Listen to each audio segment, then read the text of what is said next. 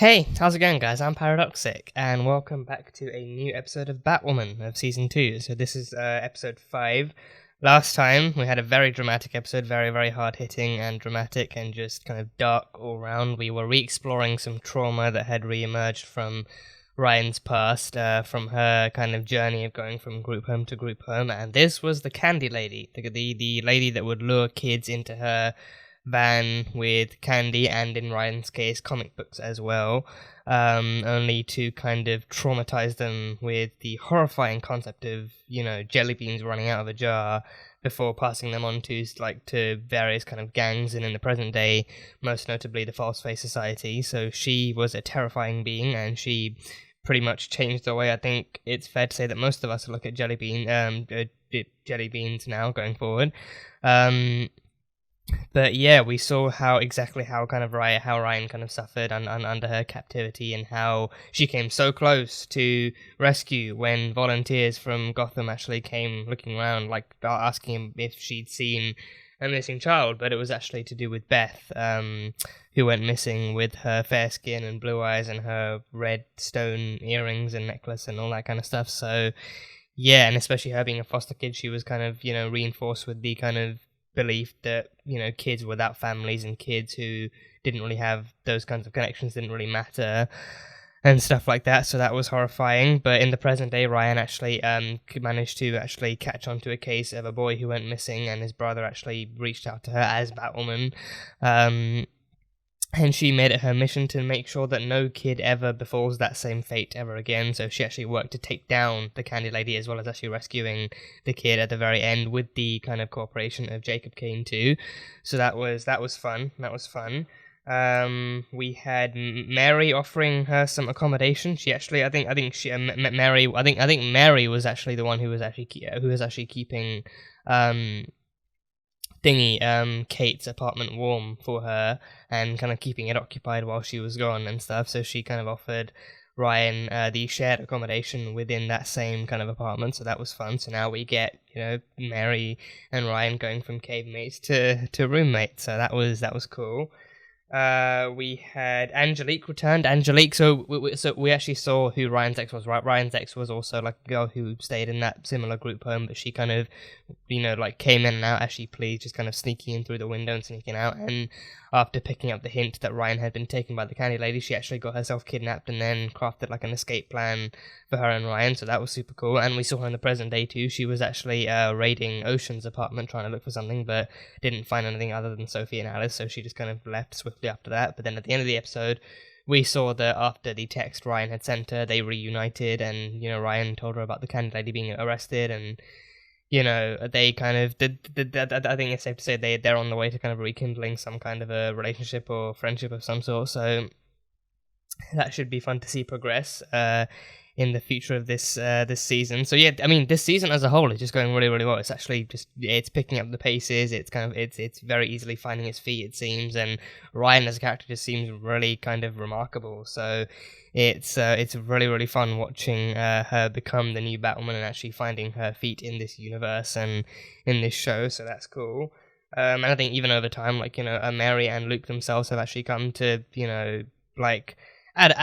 at a pace that seems kind of at a pace that kind of makes sense for them, given how much they both loved Kate. But they haven't completely abandoned Kate, but they have still kind of come to actually accept Ryan is still like a human being with her own skill sets and abilities and her own enthusiasm for being Batwoman. So seeing that relationship kind of blossom too is really, really fun. So can't wait to see where that goes. But Angelique has returned, so I assume we'll be seeing more of her going forward. I assume it's not just like a one episode thing or like anything like that. I think I'm assuming they are going to bring her back for like a fair enough kind of amount of time before they decide where to go with her from there, but it'll be fun to see what they do with her. So that's that. And Alice has been given a mission by Sophia to begin the hunt for Ocean. So from what we saw in the flashback, she saw a photo of Ocean in his apartment, and they got a flashback to the island where she was presumably trained by him, and he was one of the fighters under Sophia's command. So he likely she likely has like that much more of like a good like a connection to him, like being taught by him and being trained by him. So she has been tasked with actually killing him. So I think the way that story went was that he also kind of he also actually left the island, maybe in like a similar way to Beth. So maybe Sophia wants her to kill him. Maybe she actually wants him dead, maybe more so than Alice, and she's actually willing to actually, you know, create some kind of temporary partnership with Alice before she decides what to do with Alice. So Ocean is her target, and she's been given like a special knife to actually do the deed with. So we'll see if we actually meet Ocean in this episode and what actually goes down. But yeah, that should be just as much fun. So yeah, going forward we'll see some continuations of this stuff, and honestly it's been in my mind since pretty much the ending of the first episode, the kryptonite wound. I'm curious. I'm all the more curious as to when they actually address that, because even in the last episode they actually showed that, you know, she still has the same kind of, you know, bandage thing over, and she keeps checking it to see if it's actually, you know, improving, which is definitely not. It's kryptonite poisoning from a bullet wound, so it's definitely doing more damage the longer it goes unchecked. So I'm hoping they actually address that soon enough and something happens. But, you know, first just actually tell Mary and Luke about that and just not assume that it's going to go away on its own. So yeah, but that is pretty much all I've got from the last one. So on to episode 5 of Batwoman Season 2. This will be the highlight reel of reactions as always, so if you guys want to catch the full-length reaction, that one will be over on Patreon, so you can go check that over there. But yeah, on to episode 5 of Batwoman. Let's go. They will ask you for a refund. Oh, a knife through the chest. Oh, a spear through the chest. Oh, damn. Oh, this is an assassin? It's got to be an assassin of some kind. Oh, Ah, Batwoman. Batwoman. Batwoman. Yeah, okay. All crows are bastards. A cab. Oh my god. All crows are bastards. Pretty on the nose, but you know what? Yes, the early bird Okay. gives us Okay. the bird. But you might be hungry after last night's reconnecting. Oh. Sleepy. Oh. I wish Okay. you could do something about that. Your walk of shaming for me? Like the old days. Oh, they're back together again. That's good to know. Of the That's old very good days. to know. This time you got something I owe you. Oh, is it a, what is it, bracelet, necklace, watch, a ring? Parting was out of control. It's a bracelet. Oh. One for you, one for me. Oh. I love it. Ah. But we're good. You got your life together. That's all. Oh, that's so sweet. That's so sweet. You take care of everyone else. Take care of yourself for once. Giving you an antibiotic. So it's just an infection. Finally, it's, yeah, okay. It takes her ex coming back in and reconnecting with her for her to actually see Mary about the kryptonite. Symptoms that you're not telling me about? Yeah. Tailored velvet suit, just radiating queer confidence. I, on the other hand, dissolve into a monsoon of tears. Yeah, Sophie just imagining that, just lost in her own dreams, yeah. I know. And then Kate ditched me to make out with Maggie Watson. Makes sense. Sounds like our girl. Mary makes a lot of So you sense. need my help with Kate's disappearance. Kate was looking for a canvas painted by Jack Napier, alias the Joker. You're aware of it, yes? The Joker! Jack Napier. I thought it was Joe Chill. Splashes homeowners' guts all I thought his alias was his real name was Joe Chill or something. Or is there like multiple Jokers or multiple aliases? Mention illegal to buy Jack? Oh, okay, that's surprising. crime scene. I had a mouse in my life. And when he started holding me back from my dreams, I killed him. Yeah, now he's I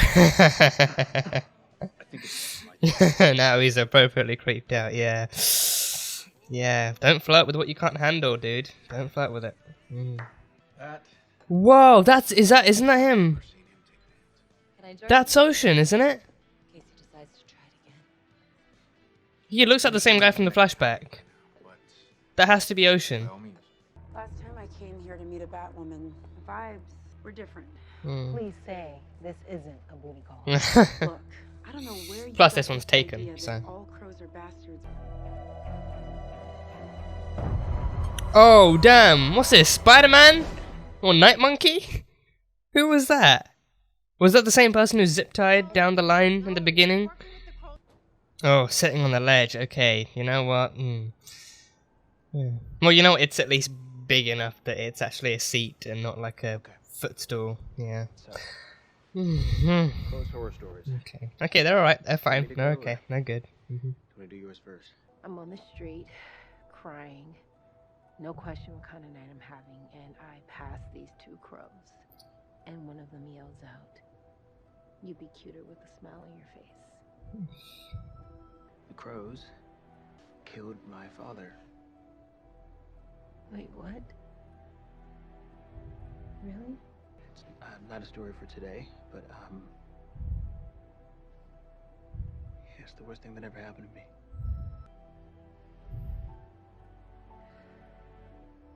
Should have let you go first.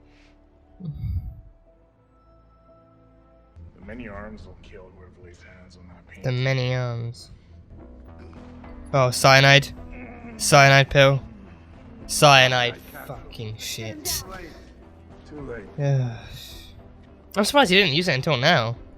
Because usually it's like people who go that way, it's like as soon as they're captured, it's like, oh, take a cyanide pill. But he didn't wait until they actually interrogated him. Which is surprising. Some lunatic on a faraway island is holding my sister hostage, and she won't hand her over until I got you and airmail the evidence. This woman got a name? Enough women want you dead. I need to be specific. Just answer the damn question. Yeah, he wants to make sure it's Sophia. He wants to make sure. Obedient. I called her sister. He's her brother. Oh. He's her damn brother. She looks great. She looks so great. The hair. I could go on and on. Just, yeah. I brought And Luke is starstruck, yeah. The event isn't that a private hangar. Napier. Oh, that's the one. And a great way to signify that. It's a graffiti scrawling of Napier. Yeah. Great. That's the. It's like a blood painting. I mean, it's very like a deep dark red. Let It Out by Jack Napier. Oh, yeah, just taking a sample. Is that still gonna be wet? How much blood was on there? Yeah, but we'll need to restore the canvas to locate the island. So it's blood on top of an actual painting. That's impossible. I was there 5 years ago.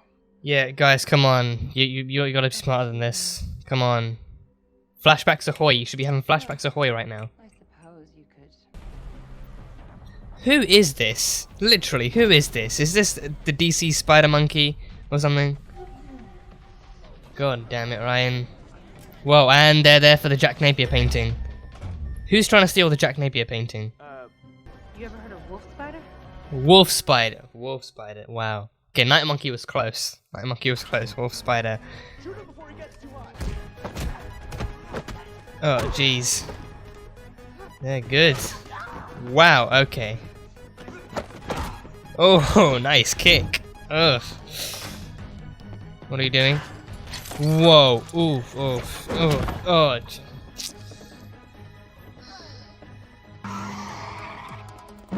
Oh, oh, wow. Yeah, parkour. Parkour for the win.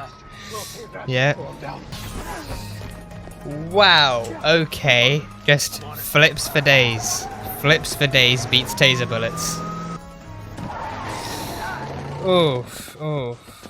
Oh, that does it. That definitely does it. What did you do? You jumped in front of me. You sure about that? Really? Gore wants the painting. Not an excessive force headline. Let's go. Great, so what, you just covered this one up too? Someone else will clean him up. Yep, you just covered this one up too. Great. It's Evan! Evan! Evan, can you hear me? Evan is the Night Monkey. Oh, wait, no. The Wolf Spider. Evan's the Wolf Spider. I wear the suit. I take the bullets. So when I say I have a bad feeling about something, you two listen.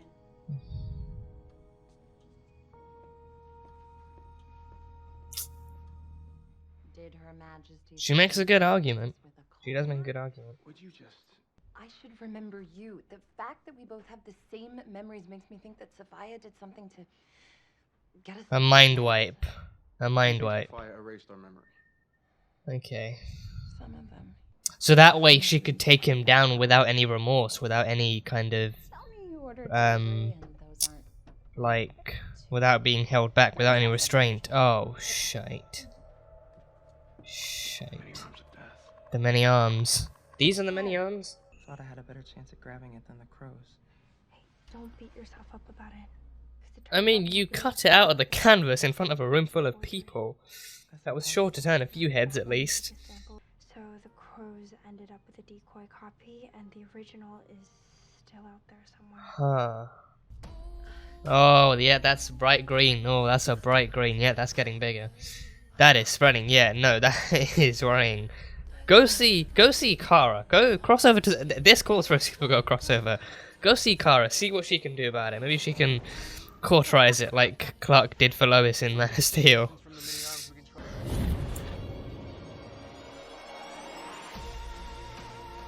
Okay. Huh. You alright? You ever hear of a guy called Jack Napier? He's got the real one. He has the real Jack Napier painting. Presumably the one with the human blood from the guy that he actually gutted.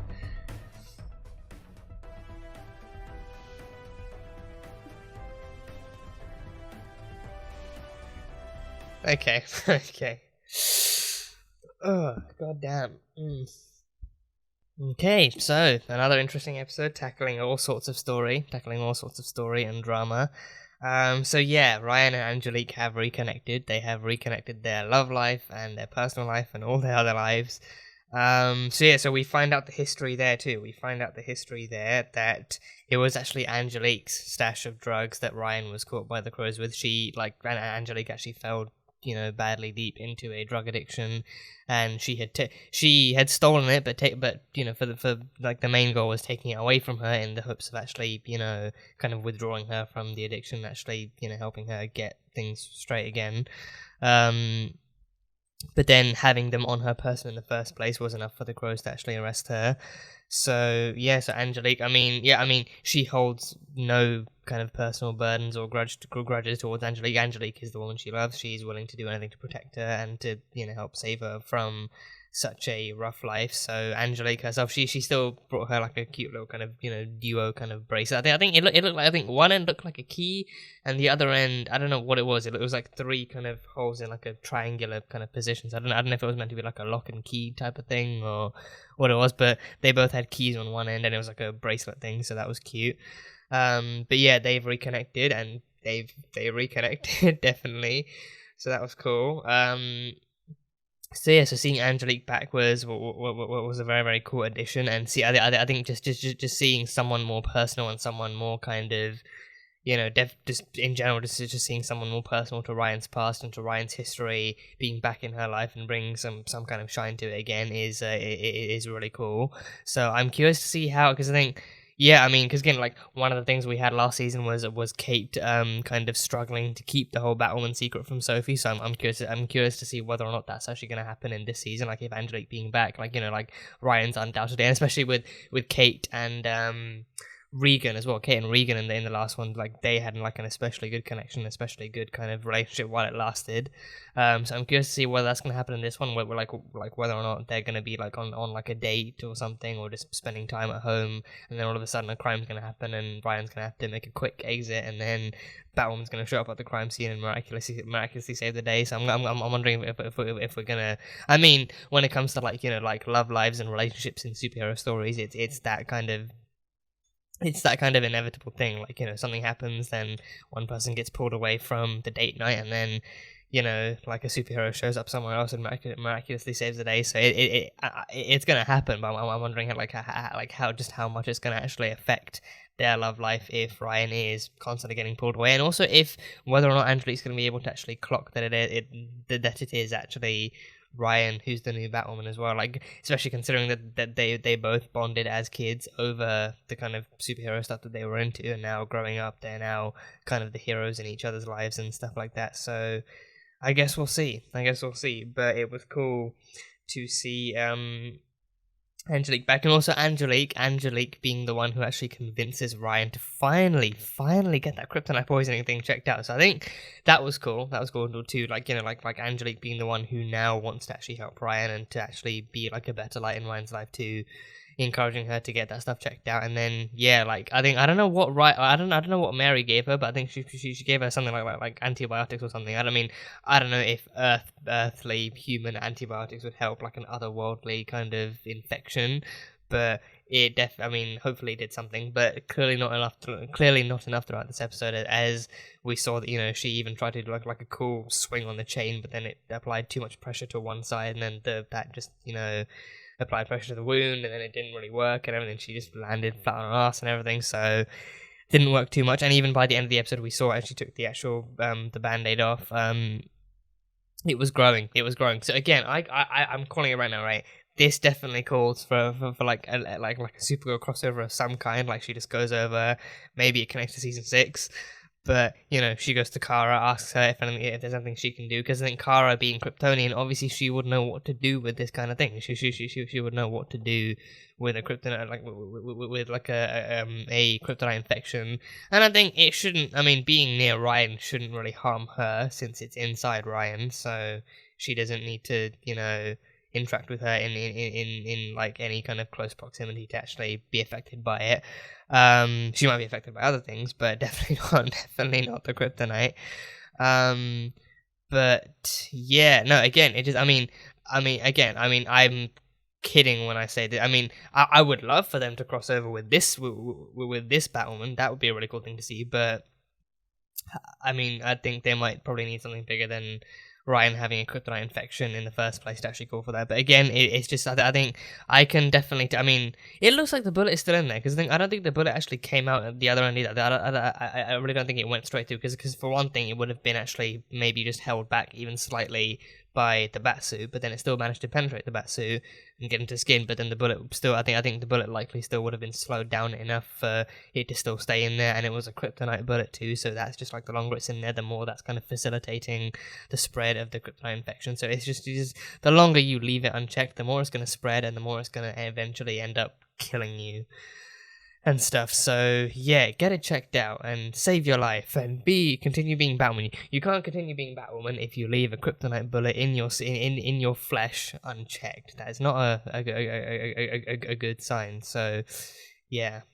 And yeah, it definitely tackled the kind of corruption and brutality within the Crows. And I will say, right, I loved that scene of Ryan and Luke on the ledge. On the ledge, I won't lie, you can definitely tell my reaction seeing the kind of how high they were, the ledge. The one thing that helped was seeing that the ledge was like an actual kind of sittable, like it was a ledge you could actually sit on. It wasn't like a really kind of thin or narrow kind of footstool that your butt cheeks barely rest on, and any, like, even a gust of wind could like push you off. It was actually, you know, you could easily safely get on. Like, you know, seeing Luke get on definitely kind of made me kind of, okay, just one leg over the other one at a time. Please don't fall. Please don't fall. But no, once they got to talking and the scene actually started to focus on what it was actually about, it actually hit hard. Like, you know, like that was when, you know, like Ryan actually started to actually share her backstory of how she stole the drugs off of Angelique to try and help her, to try and save her, and then she just had to kind of run into two crows on the street who tried to kind of catcall her, and then she actually, you know, like, once she actually started retaliating and stuff like that, they then found the drugs on her, and they just immediately assumed that they were hers, and, you know, just, you know, charged her as guilty, and then she had to pay the price for it. So yeah, and then I think Luke's one was just as hard to think, and especially with Luke's one, it's the fact that, you know, like we've had it explored throughout season 1, but it's also the fact that, you know, he said, you know, it's not a story for today, but the Crows killed his father. And I think, yeah, season 1, yeah, like I think the Crows, yeah, like did, like, I think what's his name, Tommy Elliott, like found out that, you know, like that I think that Lucius Fox actually had a journal connected to Batman and his secrets and like advanced technology and stuff. So he sent a crow to actually rough him up a little, but then things went sideways and he ended up dying, and then the crows covered it all up. So I mean, the crows have a history of that too. The crows have a history of that, and I think especially in this episode, Ryan actually exploring that kind of background too. Like the crows have a history of like actually being too rough with their suspects, trying to beat the answers out of them, and covering up accidents and mistakes. And especially in that episode when they actually hit. When the guy actually hit Evan, Wolf Spider with his car. Yeah, like he looked like Night Monkey. I mean, he must have been the one from the beginning, actually, ziplining across Gotham from one building to the next, and that was a pretty far building. So that's like a lot of distance to cover. So props to them.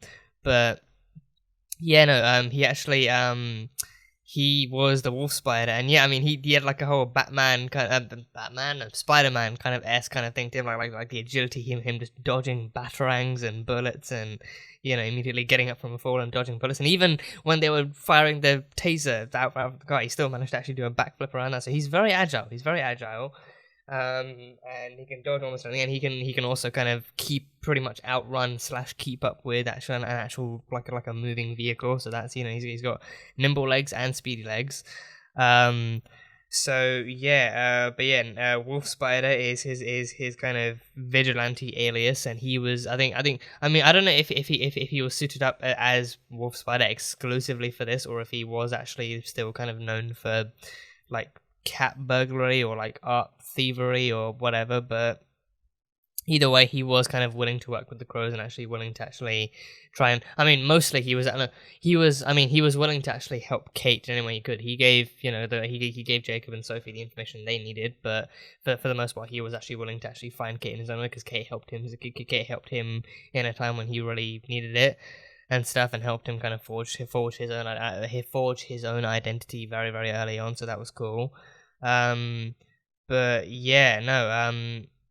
that scene with the crows actually deciding to just like that one driver just deciding to ram Evan with the car, and then finding out as soon as finding out that they were injured, and just like a horrible accident thing, they decided to cover it up and just run away and just leave it for someone else to clean up. And it shows that kind of history that like as soon as things go sideways, because especially how it went with that Lucius Fox thing, like the gun went off, things weren't meant to go that badly, but then as soon as they did, it's like, instead of actually treating it as they should and actually, holding themselves accountable for it, they just kind of run away and leave someone else to clean up after them. And also with the whole Lucius Fox thing, they took out the store owner, they took out Reggie Harris as soon as he was cleared for it. So like not only like in that case, like it's not just the corruption of actually leaving their messes unclear, like leaving accidents unchecked, but it's also actually taking out anyone who could actually go up against them and prove that there is some kind of corruption in the business too. So, in the system, I should say, not in the business, in the system. So, yeah, this episode, like with Ryan knowing how the crows have treated her and how the crows have especially treated Luke as well, she kind of has that kind of well-founded kind of anxiety and distrust towards the crows, and that's regardless of whether or not Sophie's there. And I enjoyed that kind of parallel about the story too. Like Ryan, she has her own founded kind of suspicions and mistrusts towards the crows because of their history and because of how they treated her and people like her. Whereas with Sophie, it's like she knew Jacob, like Jacob trusted her enough and actually treated her as a qualified enough person to be a member of the Crows. But Sophie also kind of, I think Sophie deep down, she knows the Crows are not perfect. They definitely got a history of bad cases and cases gone wrong and corruption. So she kind of hopes that being her, she can actually help change the tide and change the system a bit and actually improve the way things work and improve the people working within the system. So I think that kind of parallel offered two different kind of perspectives of how the system actually works. And yeah, that very, very on-the-nose reference, ACABs, all crows are bastards, that was a nice kind of, a nice finessing kind of touch on the story. And I think, that like Ryan made two good points too. I think one of which was actually the one she had aimed towards Luke and Mary in the clinic. The fact that she listened to Luke and trusted her and trusted Luke over her own gut, which was saying not to trust the crows, and she paid the price for it. And Evan very nearly paid the price for it. They almost died. But yeah, like her, but also her making the point of saying that, you know, like whenever they give her advice, she is the one in the field who then has to decide whether or not to take that advice or trust the gut. So she has to, so you know, like she wants Mary and Luke to understand that, you know, she has reasons for wanting to trust her gut, and one of those reasons is because she is the one who will face the brunt of the backlash of like of whether or not those trusts and those kind of gut instincts actually work out, and the fact that her gut instincts do not come from a place of misplaced judgment. It comes from a place of actual trauma and bad history with the Crows. So she has every reason to feel the way that she does. And also like her point with Sophie as well, like her point of being like, you know, like it's not just about like actually suspending the Crows. It's not about taking away their badges and showing people like, okay, look, they've been fired now, the problem's over. It's about actually, you know, teaching the Crows that they have to be held accountable. I mean, yeah, it's about teaching the lesson that they have to be held accountable, and that they can't treat suspects even the way that they do. Like they can't think that ramming a car into a suspect is the way to solve everything, or to actually beat the living crap out of a suspect is the way to get answers and stuff. And even that guy, he had like a sign up. But I think the one thing that surprised me about that was that, you know, like usually like those kinds of like kind of henchmen, for lack of a better term, like those kinds of people who actually have a cyanide pill, like usually usually the case is as soon as they're captured, they take the cyanide pill. But that guy actually took a while to do it. It wasn't until he actually started to be interrogated that he actually took it. I figured that as soon as he was caught, then, you know, he'd probably, you know, bite down. I mean, he was held up on the line, but that wouldn't mean that he was knocked out either. That still wouldn't mean that he was actually left unconscious, and unless the kind of swift speed and the G-force and anything else kind of left him kind of, you know, very, very dizzy and stuff, then he still wouldn't be able to focus enough. But either way, it's like, you know, like usually as soon as they're captured, they hit the cyanide and just kind of don't risk any further kind of, you know, life left available for them to interrogate. But either way, she made that good point too. So those kinds of paralleling perspectives were interesting to see colliding, and it also led to Ryan feeling like she could no longer trust this partnership with Sophie, if that meant including the Crows on a partnership with her. Because I think with the last time, she wasn't working directly with the Crows, so that was the one difference. Like she still managed to actually help Jacob, like to help save Jacob Kane, but her priority was actually saving the boy too, and actually proving to Jacob that, you know, that all people are worth looking for, and that, you know, they should actually pick up those investigations as well as any that they deem personally a priority. So it was different back then. And with this one, I think with this episode definitely took an actual proper, more cemented look at like how this Batwoman actually feels about the Crows too. And I think with this one, it kind of shows that, you know, that Ryan definitely does not come from the same place of privilege that Kate did. Like with Kate, she wanted the partnership with the Crows because she felt that it was in their best interest that the Crows see Batwoman as an ally more than as an enemy, because then you spark unwanted wars, and, you know, like the city needs to know that it has helps in all corners of it, in all corners of its kind of neighborhood.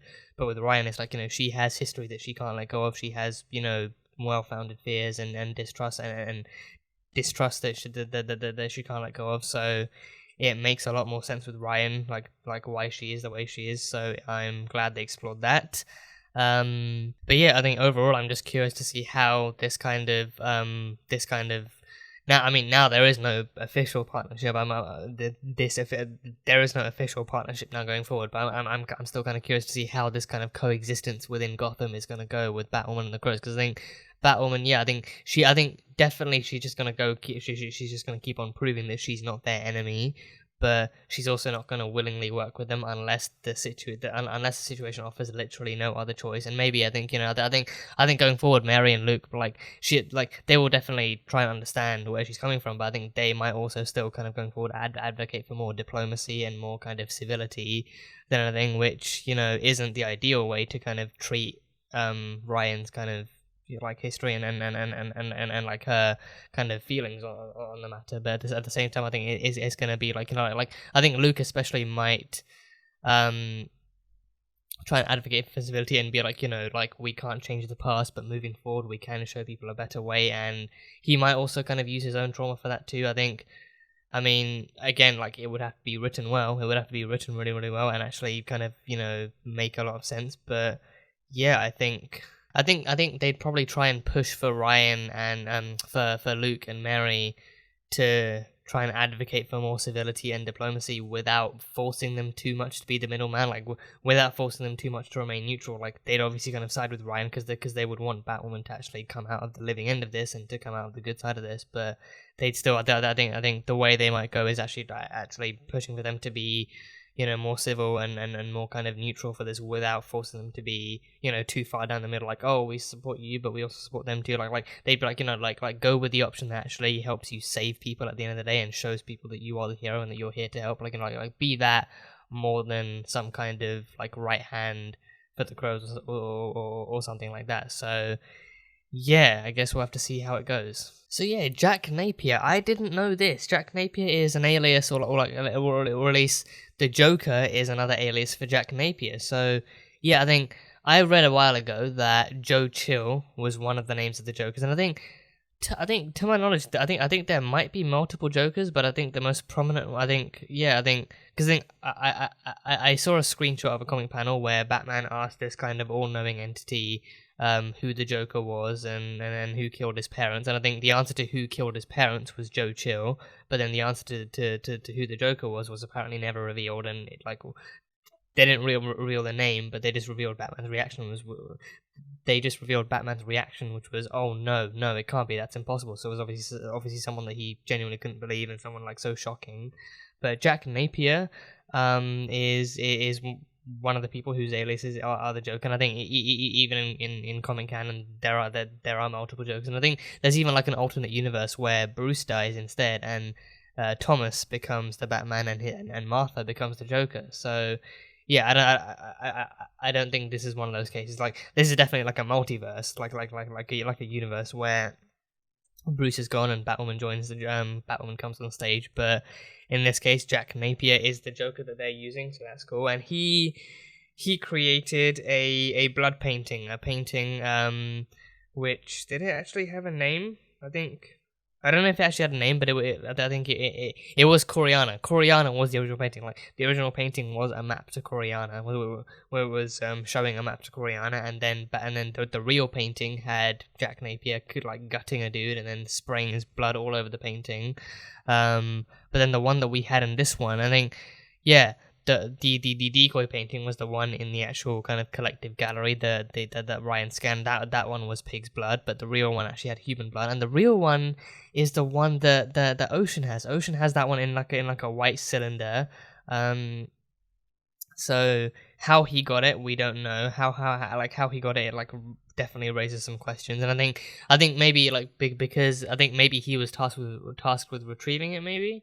Because I think if it's a map to Coriana, then Sophia definitely would not want that anywhere outside of Coriana, because if someone stumbles upon it and uncovers the truth behind it, then they could easily find their way to Coriana, and bad stuff would happen. So I think if she caught word of like a painting that was secretly a map to Coriana being outside of the island, then she would definitely send someone out to retrieve it, and that person might just be Ocean. But then why she would want Ocean killed, I think, yeah. So we actually finally meet Ocean, and we finally have Ocean and Alice meeting in this one, and actually finding out some history between them. So the reason the flashbacks are so kind of staggered and kind of surprising to the two of them is because the chances are that Sophia wiped both of their minds. So yeah, Ocean is the adoptive brother. Ocean is the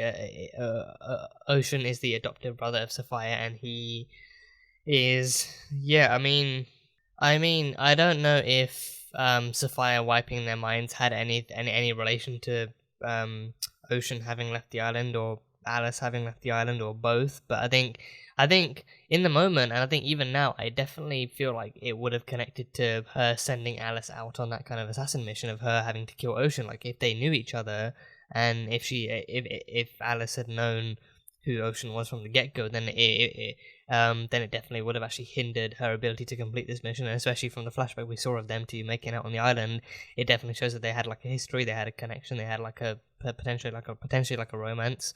So if they both knew of that, then then they might have eventually realized that, you know, they were together on the island, they had like a connection, they maybe they loved each other, so that would have hindered Alice's kind of ability to complete that. And I think even now, we saw that, you know, Ocean was still good enough. He was still good enough to actually kind of detect Alice coming a mile away. But I think Alice, even then, like he even pointed out that, you know, like if she really, like, you know, she must have been good enough that, you know, that, you know, she could have taken him out like the moment she met him, or done like a bathroom assassination or something, but instead she chose to actually bide her time and get to know him a bit more, because I think, especially from that first flashback, she kind of like, I think she felt like she actually knew who Ocean was, and she knew what like a bit of what the backstory was, so like she knew enough she knew enough to want to actually take her time and not to treat this like any other any other cold-blooded kills. So there was that. But then I think that might also beg the question of why she would want Alice to go and kill him if she knew that there was a prior connection in their history, because then that would it would just seem like, you know, okay, you can just send someone, I mean, you could send someone else to kill them, but I think because then the mind wipe would seem like more effort to try and accomplish something, when you can just as easily send like your next best assassin, maybe Tatiana could go. But then I think it also might be a case of, you know, like maybe Ocean was like a one-of-a-kind fighter. Maybe him being the one who trained Alice would be his best match, or Alice would be like the best match, or maybe, you know, like not to like, you know, like not to devalue Tatiana's fighting ability or her skills as an assassin, but maybe, you know, like Alice being the one who was directly taught by Ocean how to fight, perhaps, then maybe he like she would be the one who would know his moves the best, and she would actually be able to combat him the best. But besides from being actually knocked right outside of his motel door, but still. And then I think there also might be that kind of twisted mentality of like, oh, the one you loved way back when, like 5 years ago, would be the one that you actually would be the one who I now send to kill you. So like she actually uses their own connection against them and tries to turn them against each other, and actually kind of, you know, like creates that kind of hostility. So I don't know, but it's definitely interesting.